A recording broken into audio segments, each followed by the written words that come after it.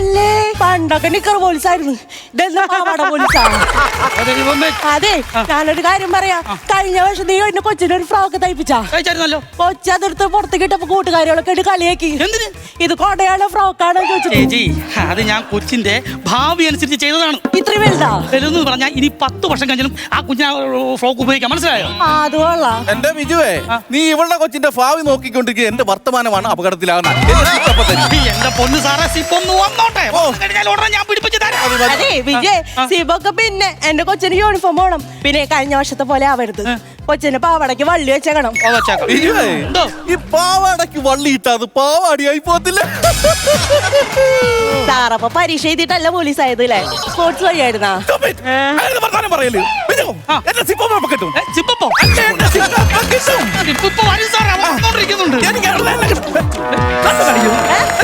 എന്റെ തുണിയാണ്, എന്റെ തുണിയാണ്, എന്റെ തുണിയാണ്. എന്ത് കാണിക്കണേ വിജയ്? അത് മെയ്താണ് മിനുമോള്. ഇത് എന്റെ തുണി, എന്റെ കൊച്ചിന് പാവാടയാണ്. ഒരു അബദ്ധം പറ്റിയത് ഇപ്പൊ തന്നെ മാറ്റിയേക്കാം. അത് കൊള്ളാം. ഇപ്പൊ തന്നെ മാറ്റിയേക്കാം.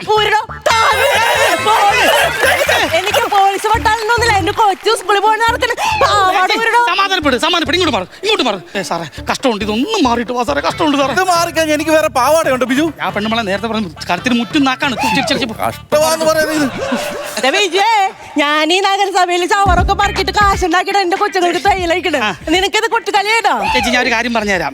ഈ ഒരു യൂണിഫോമിന്റെ തിരക്കായതുകൊണ്ടാണ് ഇങ്ങനെ പറ്റിപ്പോയത്. ഇതൊരു മാത്രം പറ്റലായി പോയി. മര്യാദക്ക് കൊച്ചുങ്ങൾക്ക് ഡ്രസ് ഇപ്പൊ സെറ്റ് ആക്കിയതോ? അപ്പൊ ചേച്ചി പറഞ്ഞ ഉത്തരവാദിത്തം എന്നാണ്? നിനക്ക് ഒരു ഉത്തരവാദിത്തമില്ല. കേൾക്കണം ചേച്ചി, ഞാനിത് നിങ്ങൾ നാട്ടുകാർക്ക് വേണ്ടി മുട്ടക്കൊന്നിൽ ഒരു തയ്ക്കടയിലുള്ളൂ എനിക്ക്. അതുകൊണ്ട് ഞാൻ എന്ത് ചെയ്ത് ഈ പിള്ളേരെ യൂണിഫോം എല്ലാം തയ്ക്കുന്നതിന്റെ പേരിൽ എന്റെ സ്വന്തം കുഞ്ഞിന്റെ യൂണിഫോം തയ്ക്കാൻ ഞാൻ മറന്നുപോയി. അറിയാവോ? എന്നിട്ട് എന്ത് കാട്ടി പിന്നെ? ടീച്ചർ കൊച്ചിനെ സ്കൂളിൽ നിന്ന് ഇറക്കി വിട്ടു. എന്നിട്ട് അച്ഛനെ വിളിച്ചോണ്ട് വന്നാലും ക്ലാസ്സിൽ കയറ്റത്തുള്ളൂ പറഞ്ഞു. എന്നിട്ട് ഈ യൂണിഫോം തയ്യലിന്റെ തിരക്ക് കാരണം ഞാൻ ക്ലാസ്സിൽ പോയില്ല. ഞാൻ എന്ത് ചെയ്ത് അവര് വേറൊരു അച്ഛനെ സെറ്റ് ചെയ്ത് കൊടുത്തു. ഇപ്പൊ കൊച്ചു പറയുന്നത് എന്തറിയാവോ? ഈ അച്ഛനെ വേണ്ട, ആ അച്ഛനെ മതി എന്ന് പറഞ്ഞ് വീട്ടിൽ കിടന്ന് ഭയങ്കര അറിയാവോ?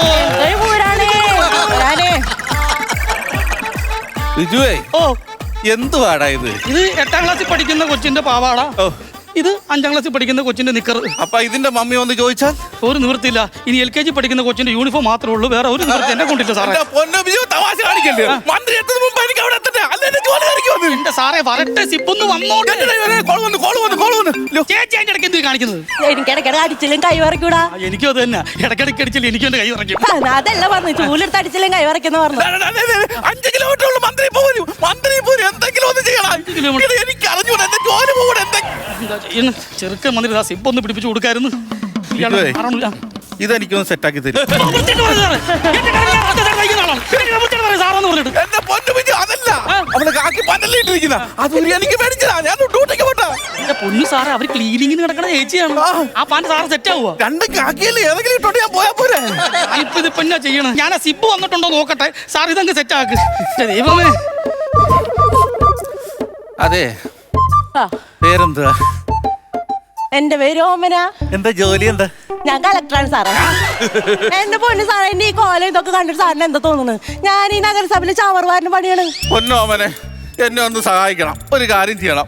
35 വയസ്സുള്ളൊരു ഭാര്യ, 5-7 വയസ്സുള്ള 2 മക്കള്, 80 വയസ്സുള്ളൊരു തള്ള. ഇവര് പട്ടിണി കിടക്കുന്ന ആ സിറ്റുവേഷൻ ഒന്ന് ആലോചിച്ച് നോക്കിക്കേ. എന്റെ പൊന്നു ദൈവമേ, എന്തൊരു കഷ്ടാണ്. അല്ല, അപ്പൊ ആ പെൺകുട്ടിക്ക് കെട്ടിയൊന്നുമില്ല? ഉണ്ട്, 1ാം തരം സർക്കാർ ജോലിക്കാരൻ. അപ്പൊ പിന്നെ അയാളെ മണ്ടലെടുത്ത് അടിക്കണ്ടേ? എന്റെ പൊന്നു ഓമനെ, ഈ പറയുന്നൊന്ന് കേക്ക്. ഈ സിറ്റുവേഷന്റെ കരകയറ്റാൻ വേണ്ടി ഓമനയ്ക്ക് മാത്രമേ കഴിയത്തുള്ളൂ. എന്റെ പൊന്നു സാറ്, ഞാൻ എന്ത് ചെയ്യാനാണ്? ഓമന പാൻ്റ് ഒന്ന് ഉരിയണം.